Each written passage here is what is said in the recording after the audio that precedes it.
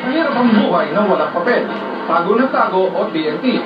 Lalo na ngayon, panahon ng hulihan o pagdakip. Ang hindi alam ng mga Pinoy, may karapatan pa rin ang mga TNT. Ito ang ating bubusisiin sa pamamagitan ng kwento ng mga Pinoy sa UK at sa France.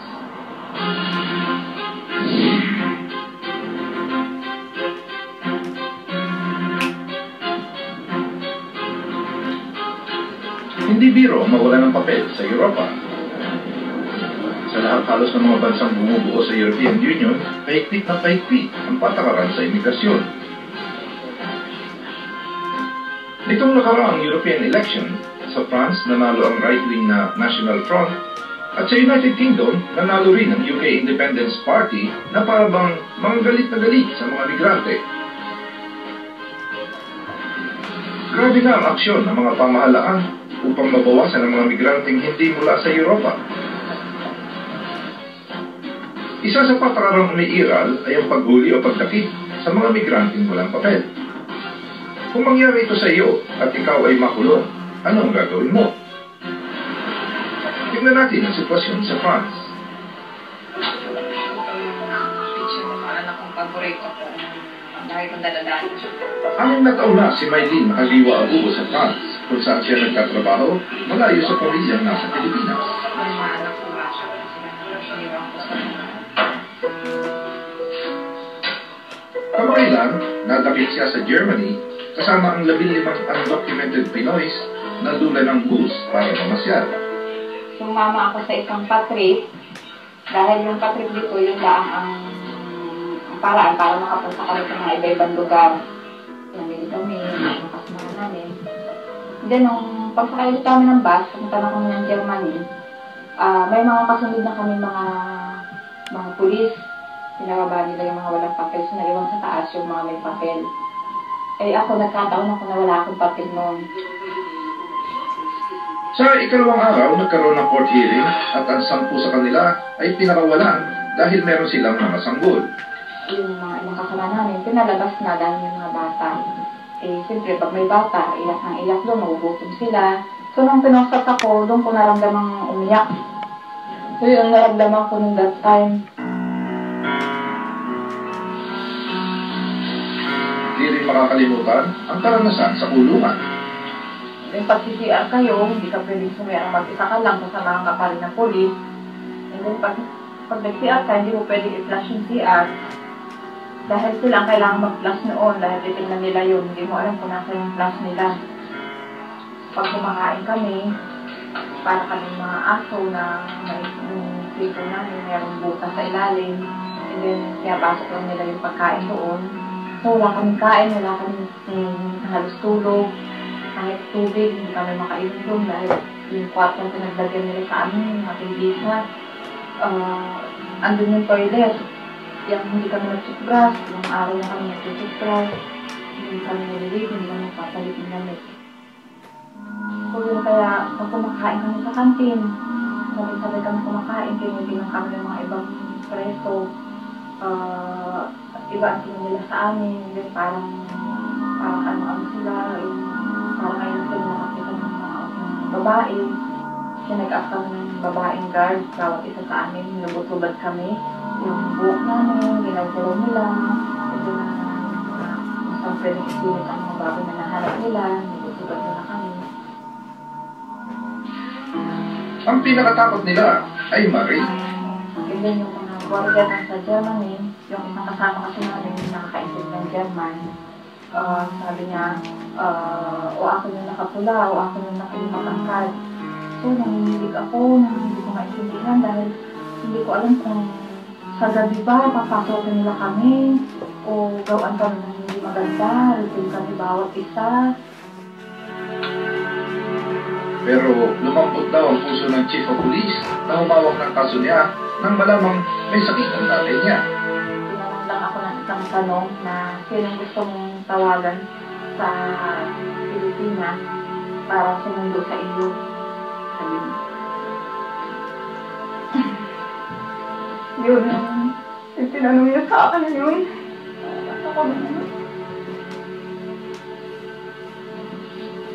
Yung tinanong niya sa akin na sino gusto mo yung sumundo sa iyo sa Pilipinas. Pakiramdam ko. Uuwi na nga nila ako sa atin. Sabi ko, paano naman ang pamilya ko? Kita ko sa tatay ko na tayo niya sa ospital siya din.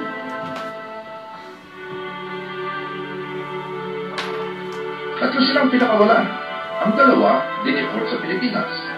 So, nung kalabas na kami ng gate, bumukas na ng gate. Sabi na, nakalakap na kami sa abawado namin. Doon ko na namin ang pakain ko. Kami umiyak na umiyak. Hindi na kami, para kami nagambot. Parang babagsak kami sa tuwa. Kasi sa takot, halo-halo na. So, dun, nakapunta pa ako nagparis. Makita mo sa isang train.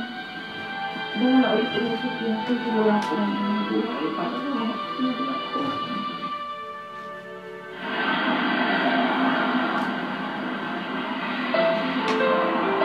Muling bumubuo na pangarap sa Medellin sa Paris.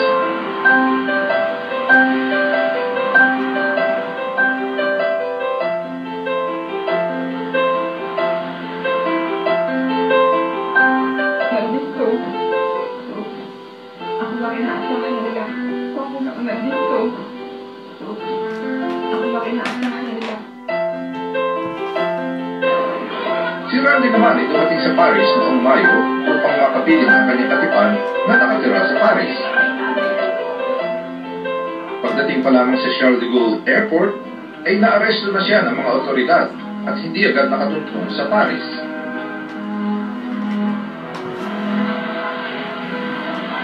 Dinitini siya at sa tulong na isang abogado na kinuha ng kanyang katipan, nag-apply siya ng political asylum. Pero hanggang ngayon, baal pa nila ang trauma dahil sa control sa airport. Dumating ko siya dito sa France. Apat ko sila dumating, puro Pilipino. Dalawang babae, dalawang lalaki. So, okay naman po yung pagka-travel nila sa mga Asian countries. Pero nung dito po sa France, medyo nakakanaman po sila. Natitira ko na hinigpitan. Pero po, na-hold po sila. Paglabas pa lang po nila ng na-hold po.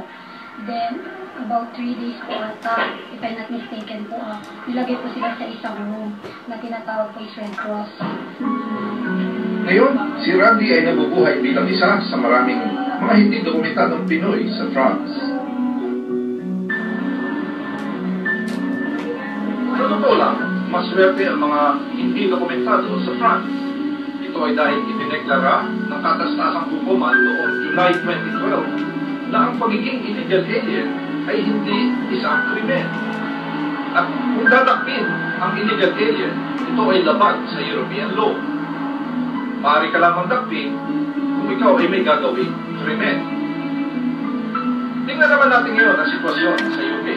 Ng imigrasyon, dahil ikaw ay hindi dokumentado, huwag kang pakalag.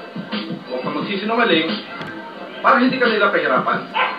Ngunit kung ikaw ay dakpin nila at dalhin sa police station o detention center, maaari ka pa rin nilang palabasin kung ikaw ay may human rights, tulad ng asawa, partner, minor de edad na anak, o kung ikaw ay may karamdaman kailangang gamutin, o napakatagal mo na dito. Kung kayo ay mahuli at makawalan o dalhin sa pihitan, mangyari po agad na pumunta o kumontak sa isang abogado. Meron pa po mga paraan upang kayo ay palabasin at makapanatili sa France man o sa UK. Ngunit kung may dahilan naman pala po kayo para manatili sa France o sa UK, bakit ba hihintayin nyo pa na kayo ay madakip o mapiil? Para sa One You Connect, kasama ni Marlene Rai at Ryan Chua, Gin Alcantara, London at Paris. Sa paglalakbay ng